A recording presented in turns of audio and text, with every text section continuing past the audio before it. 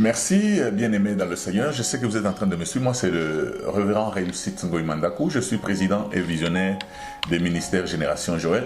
En fait, je voudrais juste faire une petite exhortation à l'égard de tous les hommes de Dieu qui se retrouvent dans le confinement, à l'égard de tous les chrétiens partout où vous vous retrouvez. En fait, je voudrais juste vous dire une chose, que servir Dieu, ce n'est pas prêcher. Servir Dieu, je crois que même quand vous regardez nos pères dans le Seigneur, tous n'étaient pas des prédicateurs. Hein? Donc, c'est-à-dire que vous pouvez servir Dieu sans prêcher. Voilà pourquoi je tiens quand même à vous signaler, je vais vous donner une liste des hommes de Dieu, des gens qui ont servi le Seigneur et des gens qui étaient attachés au Seigneur, des gens qui ont eu une communion avec Dieu, et vous allez voir comment ces gens se sont comportés.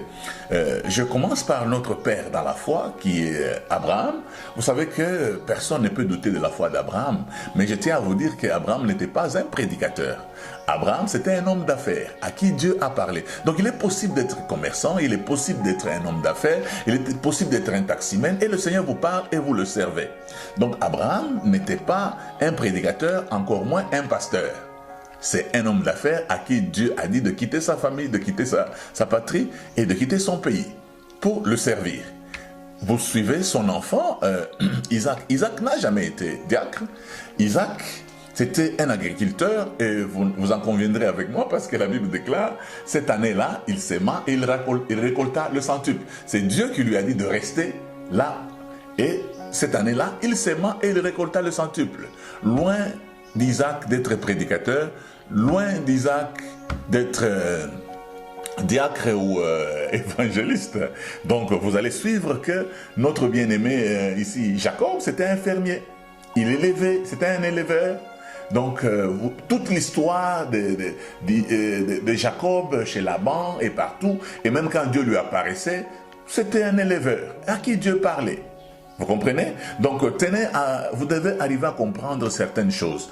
Servir Dieu ne signifie pas seulement aller à l'église. Servir Dieu ne signifie pas seulement être en train d'adorer dans une assemblée. Servir Dieu n'est pas seulement être pasteur dans un méga-church. Non, vous pouvez servir Dieu même dans votre propre maison. Parce que chaque homme doit être au moins le pasteur de sa propre famille. Nous avons un homme comme David. David, c'était un roi. David était politicien. Vous allez vous rendre compte que David était politicien. Je peux énumérer certaines personnes comme un homme comme Moïse. Moïse, c'était un politicien qui a négocié l'indépendance d'Israël. Donc, c'est-à-dire qu'aujourd'hui, si on peut parler des collègues de Moïse, c'était des hommes comme Kwame Nkrumah, Lumumba. Hein? Donc, ce sont les gens qui ont négocié les indépendances de leur pays. Donc, Moïse, c'était aussi un politicien qui a négocié l'indépendance d'Israël auprès du roi égyptien. Donc, comprenez ça mais il n'est pas moins serviteur de Dieu que vous. Je sais qu'il y avait des prophètes, les gens se retrouvent, il y avait Élisée, Élie, il y en avait beaucoup. Vous vous retrouvez aussi. Mais quand nous suivons d'autres serviteurs comme Daniel, Daniel était conseiller du roi, il était même conseiller principal, mais le plus grand rôle que Daniel avait chez Nabuchodonosor, il était chef des magiciens, des satrapes et des sorciers. C'est nous qui l'appelons prophète parce que, bon, nous savions qu'il était prophète, mais son poste administratif, même quand il pouvait signer, il signait chef des magiciens, des satrapes et des sorciers. Donc comprenez que on n'est pas obligé d'aller à l'église pour servir Dieu pendant le temps de confinement. Donc je ne dis pas que les gens ne peuvent pas aller à l'église dans des temps normaux. Je voudrais juste venir au secours de tous nos bien-aimés qui sont en train de nous suivre, qui peut-être pendant le temps de confinement, vous êtes à la maison. En tout cas, on dirait que servir Dieu, ça vous manque. Non, je voudrais juste venir à votre aide, éduquer vos enfants, faire chanter vos enfants, enseigner la parole de Dieu à vos enfants, négocier, travailler sur votre couple, redynamiser votre couple. Ça fait partie des services de Dieu. Parce que parmi les critères pour être ancien à l'église, il y a aussi ça. Que tes enfants soient bien éduqués, que tu sois marié d'une seule femme. Donc c'est-à-dire ce sont les critères qui sont dans la maison de Dieu qu'on nous demande pour que nous soyons qualifiés pour être diacres, pour être anciens. Il y a beaucoup de gens qui sont diacres et anciens. Je crois que c'est un temps que vous devez utiliser maintenant pour travailler votre foyer de manière à ce que vous répondiez aux critères qu'il vous faut pour être ancien d'église. Vous savez, il y a des gens qui sont déjà anciens d'église, mais ça ne marche pas dans leur foyer. Donc, c'est-à-dire que c'est comme quelqu'un qu'on a engagé comme licencié.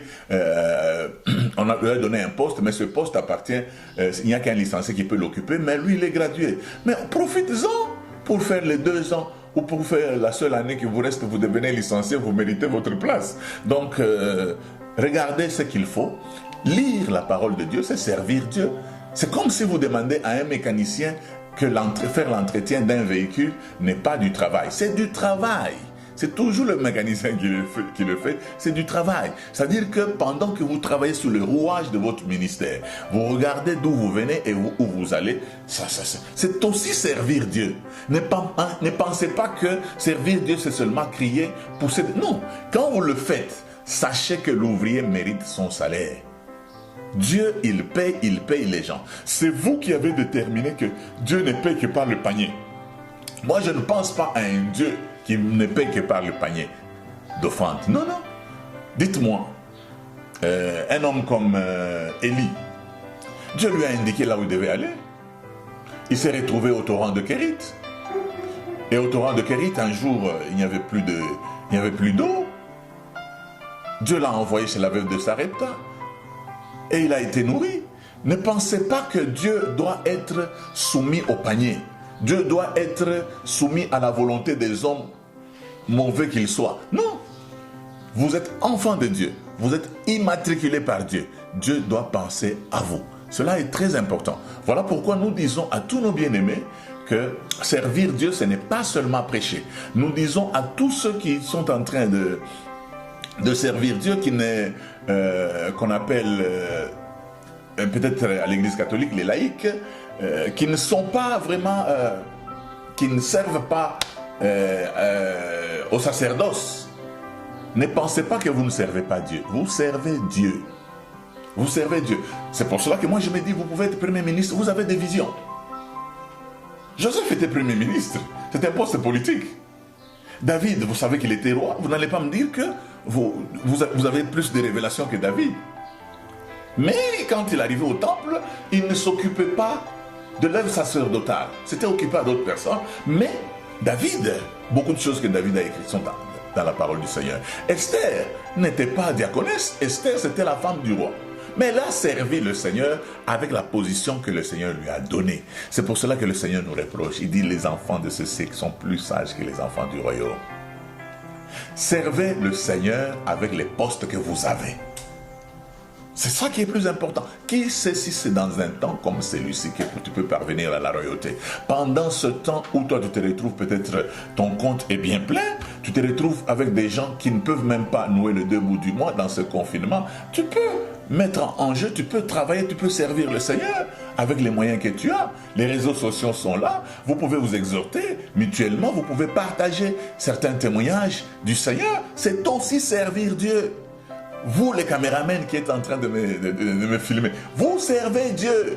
Ne pensez pas qu'il vous faut rentrer encore, parler en langue, commencer à prêcher. Vous servez déjà Dieu. C'est-à-dire, tout ceci va se passer. Ceux qui vont mettre ces éléments sur les réseaux sociaux, tous nous servons Dieu. Alors, mettez-vous en tête que servir Dieu, ce n'est pas fermer la bouche et fermer les yeux et bouger la tête et parler en langue. Non, non, ça c'est juste, nous prions pour charger les batteries. C'est tout. C'est pour cela que la première fois qu'on a vu les chrétiens, c'était à Antioche. Ce n'était pas à l'église, c'était à la cité. C'est-à-dire les gens qui se comportaient comme Jésus. Voilà les gens qu'on a appelés les chrétiens. Voilà, c'est cette exhortation que j'avais à donner à tous nos bien-aimés, afin que vous arriviez à vous rendre compte que vous pouvez servir Dieu même dans votre maison, dans le confinement. Ne pensez pas que vous êtes en pause.